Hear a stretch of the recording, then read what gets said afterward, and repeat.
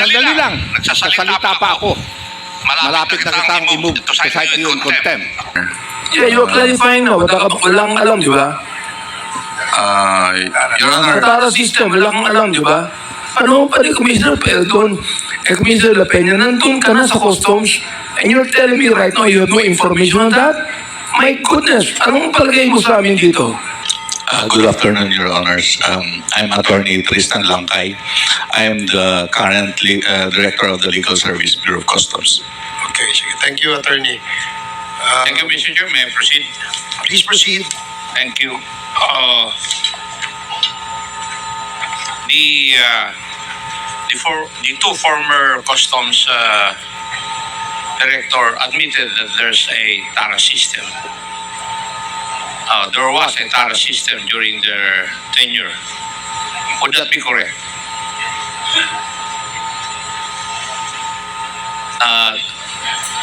Sid, would that be correct during your term that there was a TARA system? Commissioner La Peña? There was, Your Honor. In fact, well, what I did, with your permission, if I explain a little bit, what I did was... Commissioner Sid, I premise ko lang ito. Commissioner Felton, Yes, Your Honor. you admitted also that there was Yes, Your a Honor. TARA system during your tenure. Yes, Your Honor. Okay.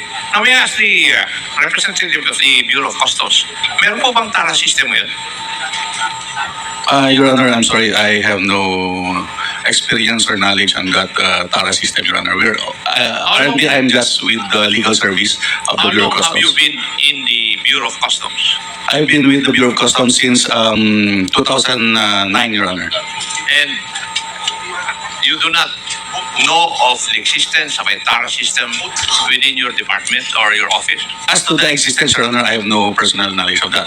I'm not asking whether you have personal knowledge.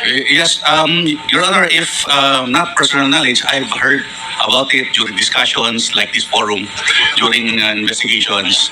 Among sa mga kwentuhan, Your Honor, narinig ko, pero wala akong experience on that, Your Honor. Attorney, Yes, sir. hindi naman galing sa Bureau of Customs yung report sa amin, galing sa mga broker mismo. Yung nakikipag-deal sa customs na may TARA system. I do not know, you have been with customs since 2009 and you, in this committee, the two customs director already admitted that there was a TARA system during the terms. Tapos ngayon, ang tanong ko, meron pa ba sa Bureau of Customs? Sabi mo, attorney, you do not know. You do not have any personal knowledge. Did you take your oath? He is not taking his oath yet, Your Honor, but we can administer the oath now. Comsec, please. I think it is necessary, Mr. Chair, so that if I find him lying, then I can go to cite him in contempt. Okay. Please, Comsec, administer the oath of Attorney Langkay from the Bureau of Customs. Sir, please stand. Do you swear to tell the truth, the whole truth, and nothing but the truth in this congressional inquiry, so God may help you? Yes, the oath has been administered, sir. Thank you, Comsec. Please proceed, Congressman Acop. Thank you, Mr. Chair. I do not know, attorney, if in the previous hearing, present po kayo. I was not present, Your Honor. It was Attorney Boca? I think it's Boca, Attorney Dibuco, Your Honor, one of the chiefs who is under the legal service, Your Honor. I agree. At halos parehas kayo ng sagot. You do not have personal knowledge. Yun din ang sagot ng representative ng Customs in the last hearing. But I would like to tell you, dalawa na yung naging commissioner ng Customs. Sinabi po nila, inamin nila na may TARA system. Si Mr. Jimmy Cuban, who had been with Customs, inamin din niya na may TARA system. Si Mr. Taguba, na nakikipag-deal dun sa Customs, inamin din niya na may TARA system. Kayo na lang po, na nandun sa Customs currently, ang hindi po umaamin na mayroong TARA system. Ulitin ko yung sinabi ko nung last hearing. Pag nawala na yung Friday habit ng Customs at 3 o'clock in the afternoon of Friday, maniniwala na po ako na walang TARA system. Now, may I ask, do you want to refute that, attorney? Pati si Senator Lacson in one of his privileged speeches, sinabi rin niya yan. Your Honor, can I Yeah, do you want to refute my No, statement? Your Honor, I just want to say something about You asked the permission of the chairman. The rules. Mr. Chair, can I make a manifestation on that matter, Your Honor? Considering that a certain Mr. Taguba is saying that there is a TARA system and he has experienced it, Your Honor. As a lawyer, Your Honor, may I just suggest, Your Honor, that a proper complaint affidavit identifying the specific circumstances on which he actually paid TARA and identifying the, Your Honor, please, with due respect, the persons or individuals involved so that the proper appropriate administrative or criminal action can be undertaken, Your Honor. Please, that's just my idea, Your Honor. Thank you. If I may, Congressman Acop, Attorney, yung pagtatanong tungkol doon ba sa TARA system, kung ito ba ay existing hanggang sa ngayon, ay nasa konteksto po nung paghingi ng information na patuloy pa ba itong mga ganitong mga gawain dyan sa loob ng customs. Of course, we're not saying that you are involved in that kind of illegal system. What we're saying is that you may probably have heard from the sources or grapevines or even perhaps some of your colleagues na merong ganitong nangyayari. Yun ang konteksto ng pagtatanong. Kasi dalawang former commissioner nagsabi meron. Diba? Yung broker na nagninegosyo sa loob, sinasabi, meron. Yung intelligence officer na taga-loob ng custom, sinasabi, meron. Ikaw na taga-loob ka ng custom, sinasabi mo, hindi mo, wala. Diba? So, ano yun? Yung please, you probably have heard that there are stories about the TARA system inside. Kasi sa tagal mo dyan, imposible eh. Di ba, Attorney? Yes, please. Your Honor, can I expound, Your Honor? Since I joined the Bureau, I've heard stories about the TARA system. And it seems that the TARA system was in place even before this container shipments was in place. Yes. Because shipments before was in open. There's no modal containers. It's not covered. So in open. So they make the TARA, they count. TARA is a counting system at the time, Your Honor. That they make. Attorney, That was the context, Your Honor, and then that I just explained that I heard. Then eventually, Your Honor, during my stint in the Bureau of Customs, I also heard it during inquiries, just like what happened during the inquiry in Sige. this EMT case, Your Honor. Please. Ang sinasabi, you're lecturing us on the sinasabi mong TARA na yung the usual word, the real definition of TARA. But in this case, in the context of the questions raised by Congressman Acop, yung TARA pinag-uusapan natin dito ay yung lagay, ay yung grease money. Ang tanong, ulitin natin, tinatanong ni Congressman Acop, meron pa bang grease money o TARA dyan sa Bureau of Customs sa ngayon? As of now, Your Honor, I have no information about the TARA system ongoing with the Bureau of Customs. Mr. Chair, Okay, see. alam mo, nakakagalit to. I think you're lying to us. You know, you have been there for quite a time. If the commissioners know about that, why don't you know? You're a lawyer. My goodness, and you're even telling us, suggesting to us that Mr. Taguba file a complaint? My goodness, Mr. Chair, pasensya po kayo, pero talagang kinakailangan sabihin ko to eh. Thank you, Congressman Abante. Please proceed, Congressman Acop. Before I proceed, Mr. Chair, I would just like to make a manifestation. Attorney, in the last hearing also, a representative of the Customs Police appeared here as a resource person in the name of Major Cascolan. Inamin din po niya na mayroong TARA system. I am surprised na kayong dalawa na nandun sa legal department, parehas kayo ng sagot. It is off record, Attorney. Now, may I proceed, Mr. Chair? I would like to ask the two commissioners. Inamin niyo po na mayroong TARA system at sa pagtatanong ni Honorable Abante, may mga nawawala para sa gobyerno. Tama po? Yes, Your Honor. Now, may I know, have you ever estimated the amount of money that government is losing because of this TARA system annually? Para makita natin anong epekto nito sa ating bansa. Have you ever conducted an investigation on the estimate of money lost by government annually?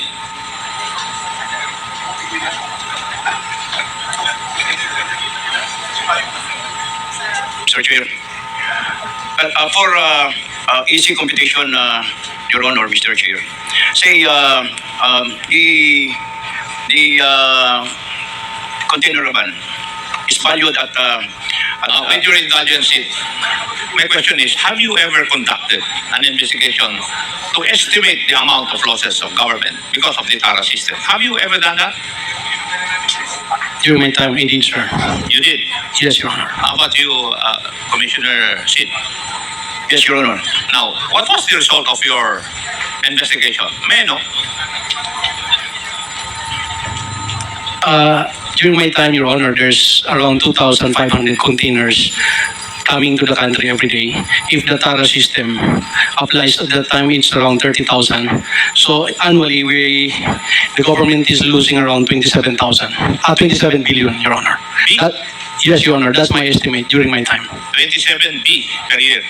Yes, Your Honor, based on the 2,500 containers coming in daily during my time, Your Honor. Sid? Yes, Your Honor. Well, practically it's almost the same, Your Honor. If you compute losses of 200,000 per shipment at 10 per importer, and if you have 250,000 containers, if the value of that 250,000 is 2,500 containers a day. Yun po ang statement ni Yes, Your Honor. Commissioner Faildon, hindi 250,000. yeah, I agree with the computation of Commissioner Faildon, Your Honor. That would be the same amount. Yes, Your Honor. Now, may I ask the current Bureau of Customs, the representative, do you know of this? Siguro wala dahil you do not know whether there's a TARA system or not. Tama po ba, attorney? I don't have I don't have those numbers, Your Honor. If you could just imagine, if the calculations of both the former commissioners would be true, 27 billion na nawawala sa atin annually. Thank you, Mr. Chair. Yun lang po ang gusto kong malaman. Thank you, Congressman Acop. The next to interpolate is Congresswoman Franz Castro. You have 10 minutes. Short lang, Mr. Chair. Ika-clarify ko lang mamaya sa AJK, may mga series of question ako dun sa ating mga resource person. So para hindi lang ako mawala doon sa opening po ni Representative Abante dahil gusto rin natin, dahil in aid of legislation, magkaroon tayo ng amendments daw tungkol dito sa sinasabing common responsibility, Mr. Chair. And parang mayroon tayong constraint yata si Atty. Nery Colmenares. So kanina po, Mr. Chair, Chairman Abante mentioned about some police officers defense that they only followed yung mga orders. So what does the law state with regards to this? At saka yung pwede bang makaget away yung mga police po na sa crime claiming itong command responsibility? Ano po ba yung law na nagsasabi doon sa command responsibility? So gusto ko lang malaman baka meron tayong pwedeng i-revise doon sa batas. Okay, thank you, Mr. Chair. Well, I heard the statement of Congressman Abante about some officers saying that we only followed orders doon sa AJK, no? And even other illegal orders na nalalaman ngayon.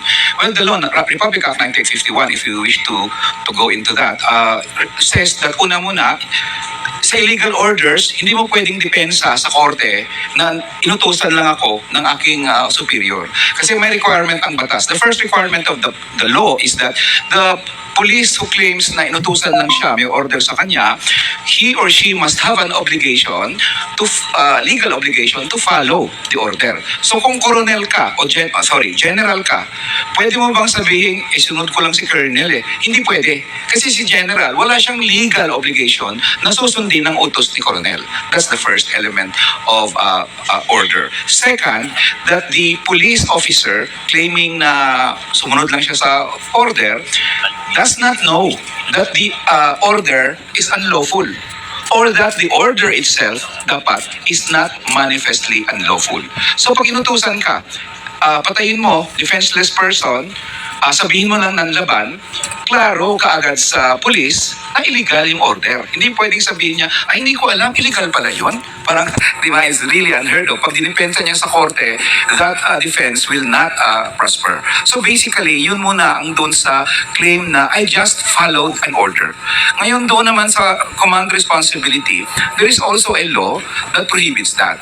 Ang batas, ang nakalagay sa batas, Mr. Chair, is this: that the superior is criminally responsible for the crimes committed by his or her subordinates where, one, the superior knew that crimes were being committed by his subordinates.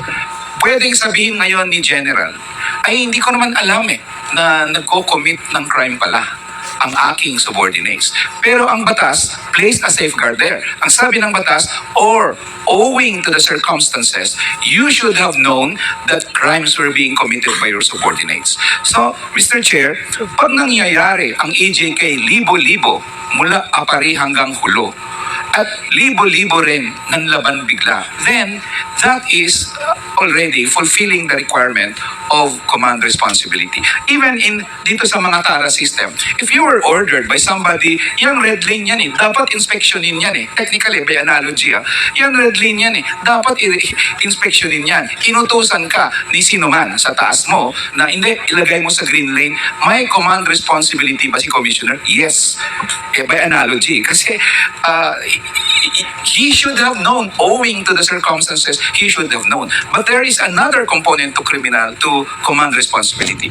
Not only this circumstance na, alam mo o hindi mo alam, but also the law states that the superior failed to have the subordinates investigated by competent authorities. Medyo papasok din yan sa command responsibility. Hindi mo pinaimbestigahan.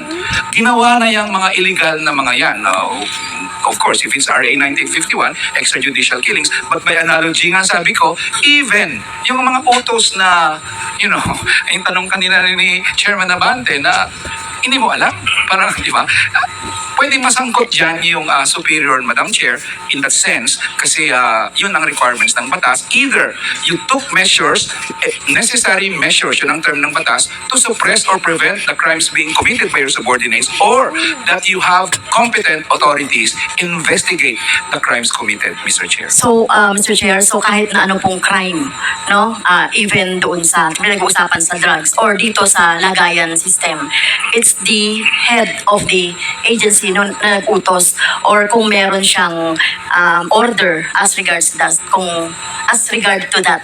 So, yun po ba yung sa command responsibility? Yes, well, by analogy, yung sinabi ko kanina hindi ko alam ang circumstance dito sa TARA system, pero I'm very sure there are administrative requirements doon sa command responsibility. What I just discussed are the criminal responsibility. And maybe, if there is in aid of legislation, maybe the committee can also recommend legislation na i-broaden na ito to include even circumstances such as this.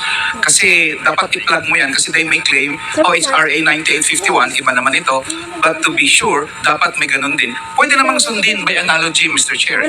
Yung RA 9851 na ikaw, gumamit na ng crime owing to the circumstances, you should have known. Pangalawa, at least nung nalaman mo na later on, dapat pinaimbestigahan mo sa competent authorities. Yes. So para With you indulgence of Congressman Vasco, lang, no? Yes. I'd like to make a motion that we invite Commissioner Rubio to attend this hearing because ito si attorney, wala siyang alam Di ba, wala kang alam? Am I right, attorney? Wala siyang alam sa TARA. May I be clarified, Your Honor? Yeah, you're clarifying now. Wala kang alam, di ba? Your Sa Honor, TARA system, wala kang alam, di ba? I have no information on that, Your Honor. Wala kang alam. Kaya si Chairman... Wala kang alam, di ba? Oo, wala. Wala siyang alam. Mr. Chair, para hindi ako maniwala na ikaw ang Folgen of Euro Customs, we would like to see Commissioner Rubio attend this hearing. Okay. Panahon pa ni Commissioner Paldon, andiyan ka na sa Customs, Mr. Chair. Panahon pa ni Commissioner Paldon, Commissioner La Peña, nandun ka na sa Customs, and you're telling me right now you have no information on that? My goodness, anong palagay mo sa amin dito?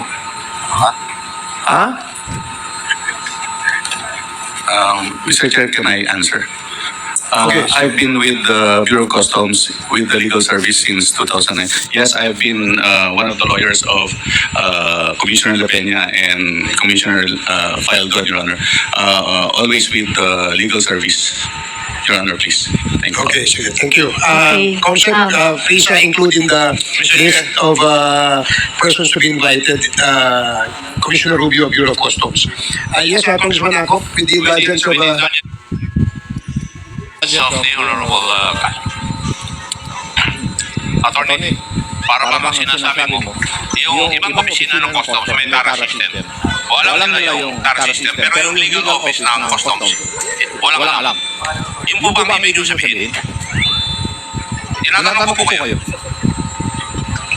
Kasi yun ang parang message na pinadadala o sinasabi nyo sa amin. Palagi mo sinasabi, you're with the legal service of the Bureau of Customs. Para bang sinasabi mo lahat, yung mga ibang opisina ng Bureau of Customs, alam nila o may TARA system, yung opisina nyo lang ang wala. Would that be correct? Your Honor, from the testimonies of... Ang tanong ko po would that be correct, Attorney? Can I explain, Your Honor? Because from the testimonies of Commissioner Falcon and Commissioner La Peña, Your Honor, it involves the processing of importation. Mr. Chairman, may I ask that the resource person appropriately answer my question? Is that the message you're trying to tell us? Na yung legal service office ng Bureau of Customs wala pong kaalam-alam sa existing na TARA system sa Bureau of Customs?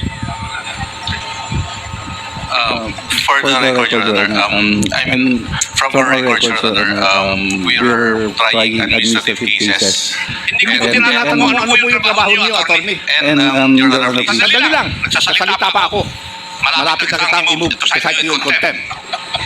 Bihira kong ginagawa yun, pero ito malapit ka na. Mr. Chair, may I request that the resource person be directed to answer my question? Whether yes or no?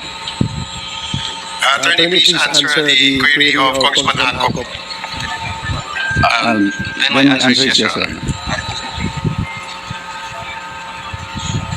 It's yes na kayo po sa legal service ng Bureau of Customs wala kayong alam at walang TARA system doon sa inyo. Can I explain, Your Honor? Sumagot ka na muna bago ka mag-explain. Di ba? Pag may question eh. Yes. Tinuruan ka siguro sa law. Sagutin mo muna yes and then you explain. Okay, my answer is yes, Your Honor, because in the current cases that we handle, particularly on administrative cases, Your Honor, we don't have a case wherein a individual personnel of the BOC is charged with a TARA system or receiving TARA system. Even the criminal cases that we handle with the DOJ and criminal in the court, Your Honor, as far as the records or analysis is concerned, Your Honor, we don't have a case on that, Your Honor. So that's why I have suggested earlier on, Your Honor, about the circumstances that Mr. Taguba mentioned, Your Honor. Sorry, Your Honor, that's... Mr. Chair, I do not want to take more of the time of the honorable construct. I'll stop here. Thank you.